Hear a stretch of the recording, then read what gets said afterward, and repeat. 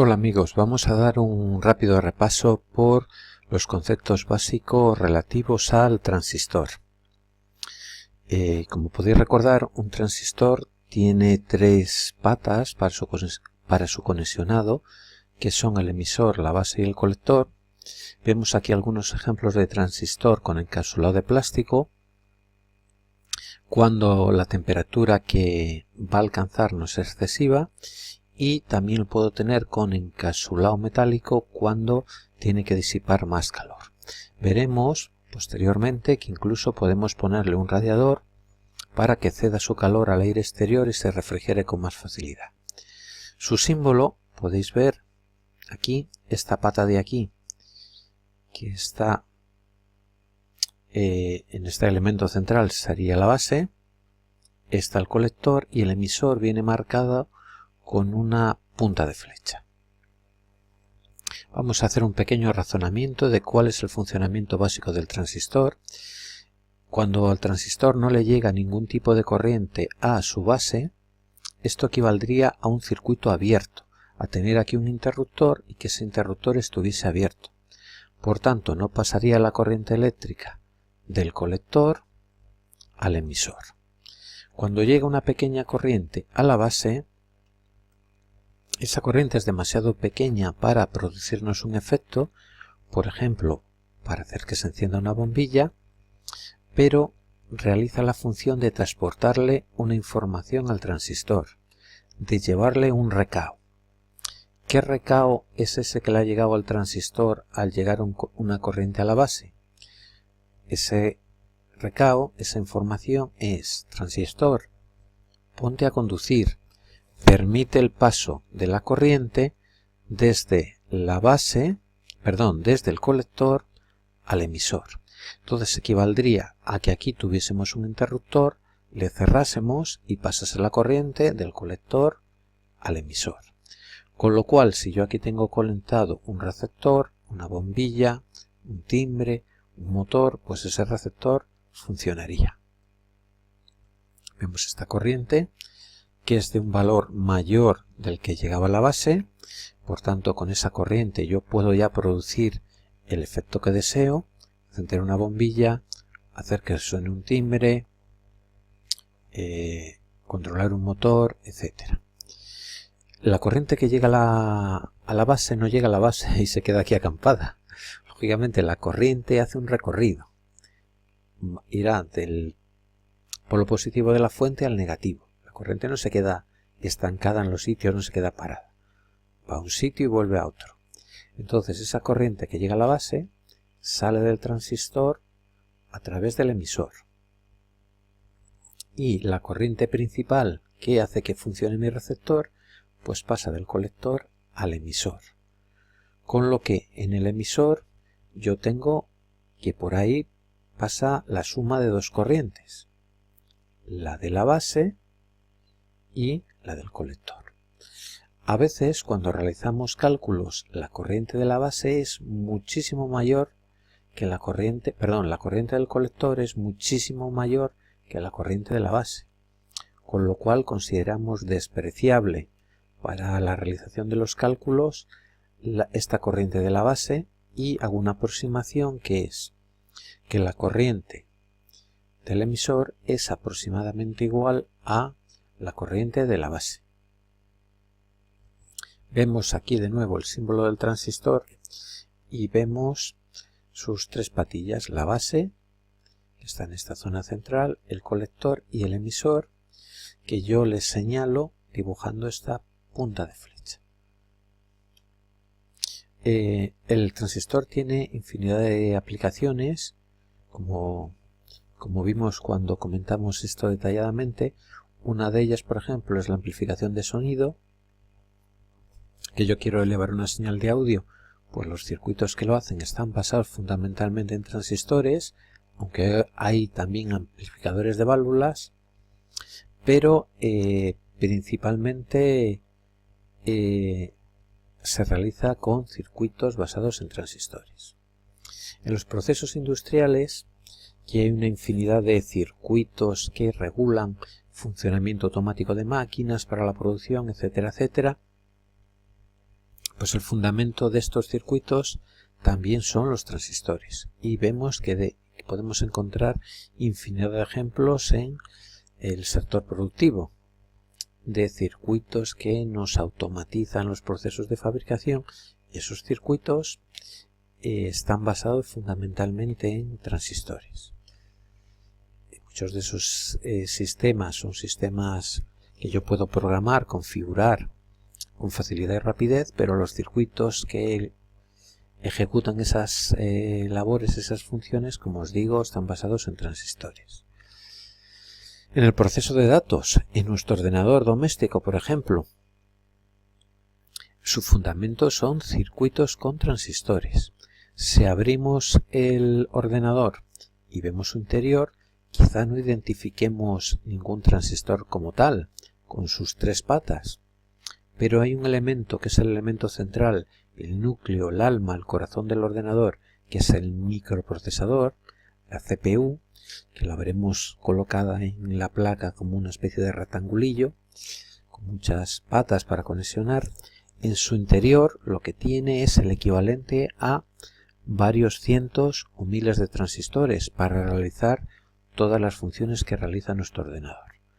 Luego, sin los transistores, aunque esté aplicado en nuestro ordenador en forma de circuito integrado, no sería posible su funcionamiento, o podrían existir, pero serían muchísimo más caros, ocuparían muchísimo más volumen.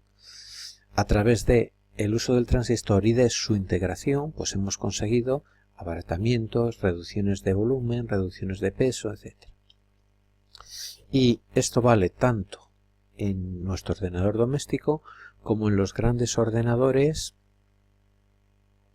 que tienen centros de investigación, etcétera, etcétera, universidades, etcétera. Su principio de funcionamiento se basa en circuitos con transistores. Para el cálculo numérico, nuestra calculadora realiza las operaciones con una serie de circuitos electrónicos que tienen su interior, y esos circuitos están basados en transistores. Si desmonto la calculadora, quizá no vea ningún elemento que pueda identificar yo claramente como transistor, con sus tres patas, etc. Pero recuerdo que muchas veces esto está integrado en un circuito. Veremos solamente un rectangulillo del que salen unos pines, unas patas para su conexionado, y equivale a que en su interior haya decenas, cientos o miles de transistores. Mirar la radio y la televisión, también su funcionamiento está basado en el uso de transistores. Ya existía la radio y la televisión antes de la invención del transistor. Lo que ha venido a hacer el transistor es reducir su volumen, su peso y su precio. Pero anteriormente a la invención del transistor, este tipo de receptores ya existían, pero estaban fundamentados en el uso de válvulas electrónicas, que veremos más adelante, que eran mucho más caras, ocupaban mucho más volumen, consumían mucha más energía. Vemos el circuito de una radio y vemos que en su interior pues hay, como podéis ver, pues transistores. En un esquema de una televisión lo mismo. Podemos ver aquí el símbolo del transistor, y aquí hay elementos que son bloques que están representados como rectángulos, que no sabemos muy bien lo que hay dentro. Pues también hay en ese interior de esos bloques habría circuitos que están basados fundamentalmente en el uso de transistores.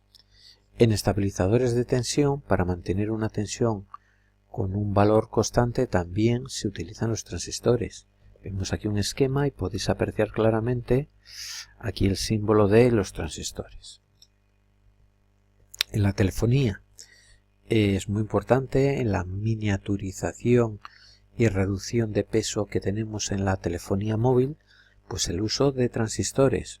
Y os digo lo que os he dicho anteriormente: si desmonto un móvil, quizá no aprecie el elemento transistor con sus tres patas, etcétera, pero hay unos circuitos integrados que en su interior tienen el equivalente a cientos o miles de transistores, y con esa miniaturización y esa integración consigo que mi teléfono móvil pueda ser de unas dimensiones tales que me quepa sin problema en el bolsillo. En la telefonía fija también se utiliza los circuitos basados en transistores, tanto en el teléfono como en las centrales telefónicas que me permiten comunicar unos teléfonos con otros. En la conquista del espacio y exploración del espacio, sin esa reducción de peso y volumen, no hubiésemos podido hacer posible esta aventura espacial. Entonces, estas naves necesitan para su funcionamiento interno, para su navegación, para su comunicación con la Tierra, pues un montón de circuitos que están basados en el uso de transistores. Pues naves espaciales, Estación Espacial Internacional, vehículos robotizados que mandamos a otros planetas para realizar su exploración, pues bueno, tiene gran cantidad de circuitos basados lógicamente en transistores, con lo que consigo reducción de peso y de volumen.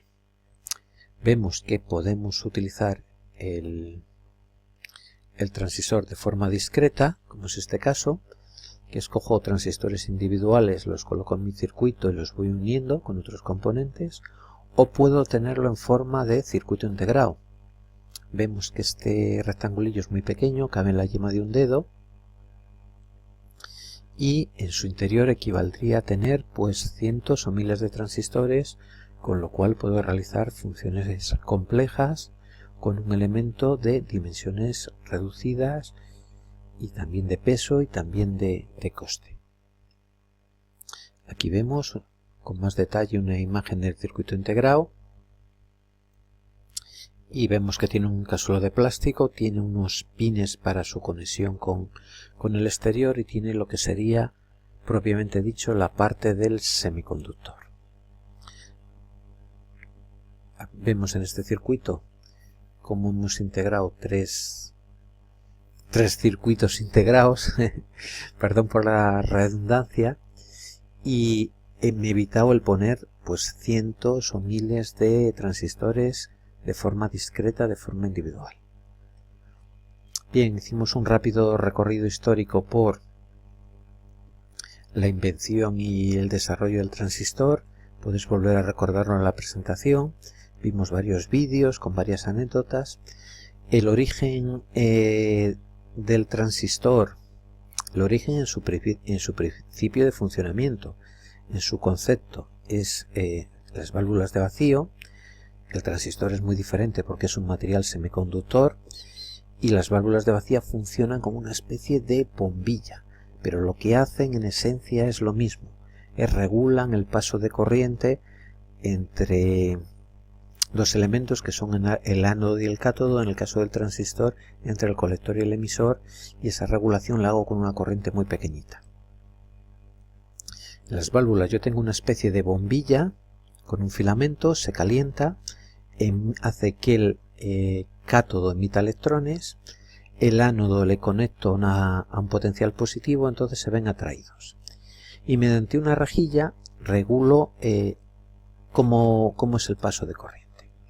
Vemos aquí, calentaría el filamento, el cátodo, empezarían a ser atraídos hacia la placa o ánodo los electrones, pero la rejilla, si la someto a un potencial negativo con el negativo de los electrones, se produciría un efecto de repulsión y regularía yo que pasasen más o menos electrones.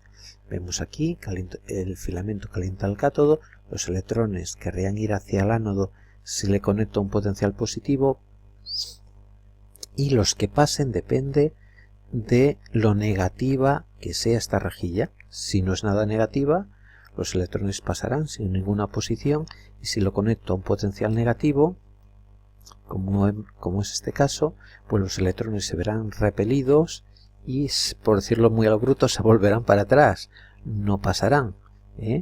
Vemos que aquí lo tengo conectado a un potencial negativo. Pues vimos también un anecdotario, como con un clic apretábamos el germanio, etc. Vimos un poco de su evolución histórica, y en los próximos vídeos vamos a ver con detalle el funcionamiento básico del transistor.